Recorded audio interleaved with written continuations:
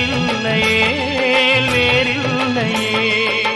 சொந்தமென சந்து கொண்டு ஒரு சிந்து படுத்திடவா, சிந்துகளை சொல்லி சொல்லி உனை அள்ளி எடுத்திடவா.